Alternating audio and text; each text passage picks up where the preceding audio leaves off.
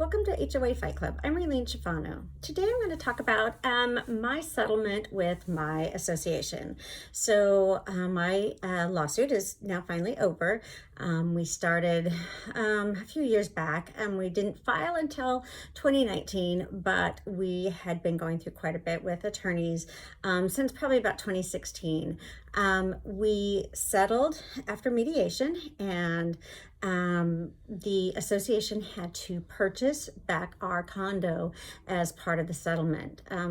We felt lucky on part of this was because most people don't get anything from their associations. The association had offered us $15,000 for our damages, seeing that the water intrusion that ruined our home, that's all the damages were. So that's all they wanted to pay us. So we felt very differently on this. So we fought this battle, and we have been fighting it for years. And to get into mediation and not even have an offer of our attorney's fees was quite a slap in our faces.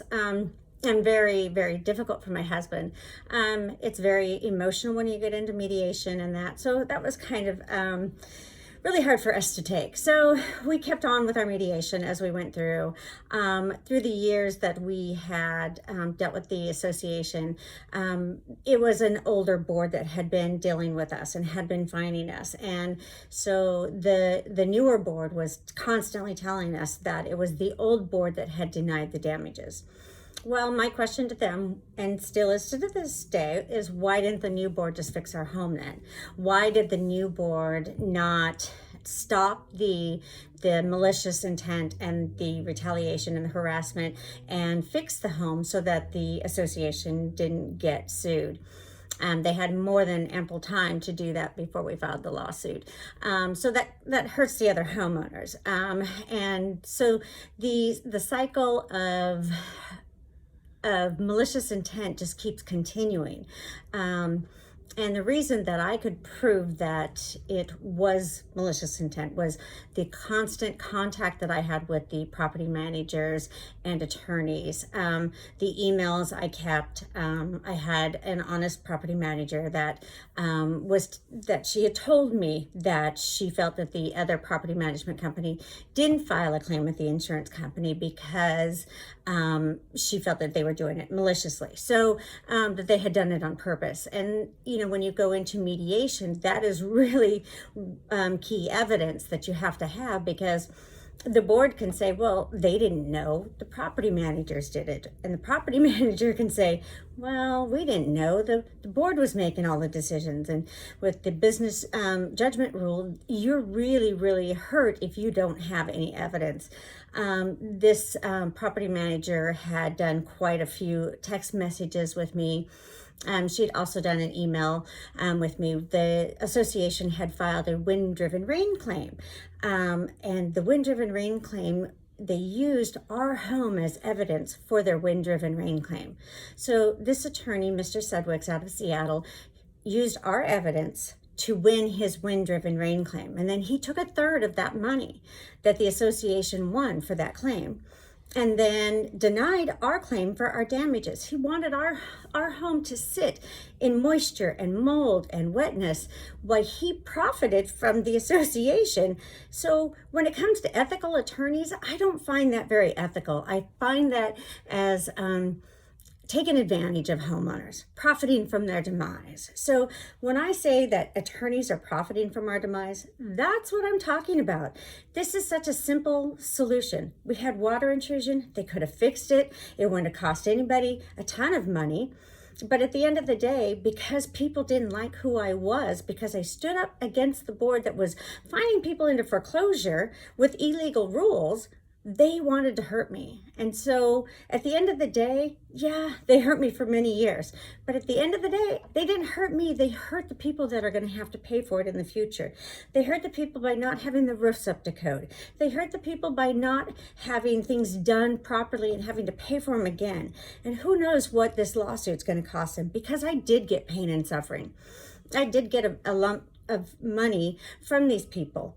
And I would not sign a non-disclosure agreement. I did I signed up to the point that we signed off on this, and then I said no, I would not keep this quiet, that I would not tell everybody what has happened. And I will name names, and I will tell everybody what these property management companies are teaching boards, because our board didn't learn this. They didn't know this before they took over. They learned this. This was something that was taught to them by a property management company. And I can show you with the board minutes how they did it. Every step of the way, who and what, and they introduced the board to a new attorney that was going to help them, do these fines and take care of their foreclosures for them. Yeah, they took care of them. They put a lot of people out on the streets, which I find very unfair. And for attorneys to profit from homeowners' demise, it's really, really sad. We have enough homeless in Seattle and the King County area. We don't need any more attorneys putting more people on the streets. So at the end of the day, my husband and I did make it out of our association. We are free and clear, walked away, a little bit smarter than what we were, because guess what? Now I know the laws, and I will help other people learn the laws. I will show you what to look for with your attorneys, with the property managers, what to ask for, what kind of documents they should have. I'll show you what kind of boxes they should have. They should have years worth of documents that you should know and be able to access, so you can see what they've done in the past. They're going to tell you that most of it's private. The only things that are private should be liens, foreclosures, and that should just be the names. It shouldn't have anything to do with how many or what they did. It should just be the names of the people that they foreclosed on. But if you really think about it, you can go to the county website and see any foreclosures or any liens, because all you have to do is put in the association's name and it'll all show up right there for you.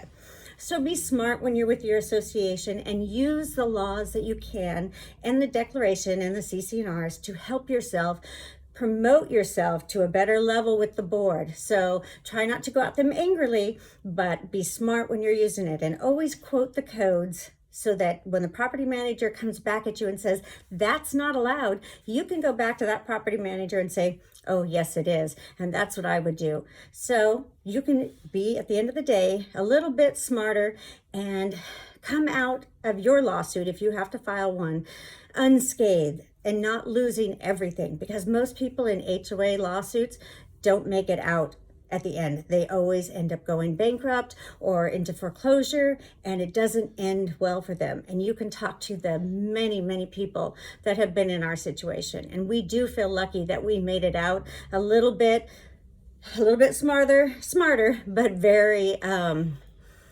very hurt by the situation. So we'll never recover from it completely, but we will make sure that everybody knows what we've gone through, so that we can educate others, and so they don't make the same mistakes we did. There you go. I'll see you on the next one.